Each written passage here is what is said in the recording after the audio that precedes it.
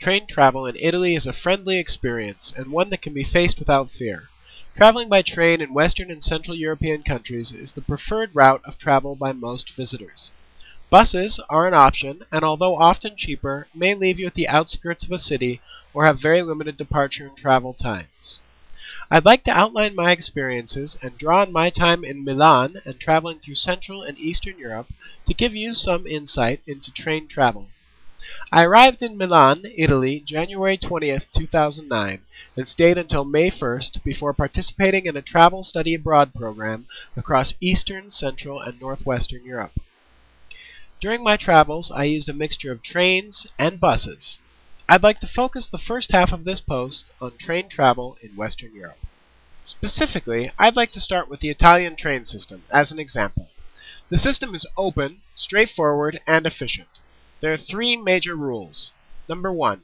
When you enter a train station, look for automated tellers. These are usually coded for 3 to 5 major languages and will provide these languages in a written form, which makes it much easier to deal with and to buy tickets. Secondly, these machines help you avoid a teller who may or may not speak more than one language. It is important to note, however, that you should ask a teller whether or not there are student, youth, or senior rates for the trip that you're taking.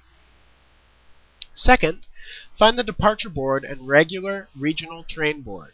These provide information on the types of trains, as well as a description of what their symbols mean, and a regular daily timetable so you can plan day trips on short notice.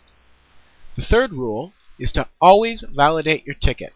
I can't stress this enough. In every country I visited, it was required that you validate your ticket. In Italy, the fine for failing to do so can be between 25 and 150 euro. It varies country by country, but often the cost of forgetting or failing to validate is 2 to 5 times that of the ticket.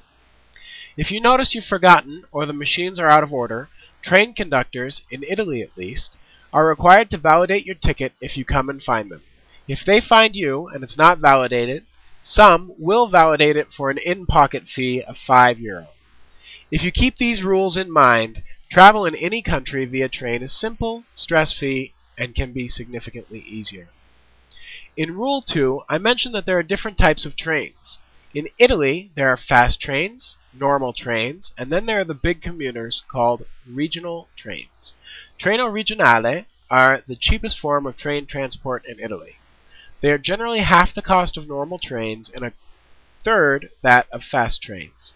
They take a little while longer since they stop at almost every station, but the difference in cost can make up for the delay.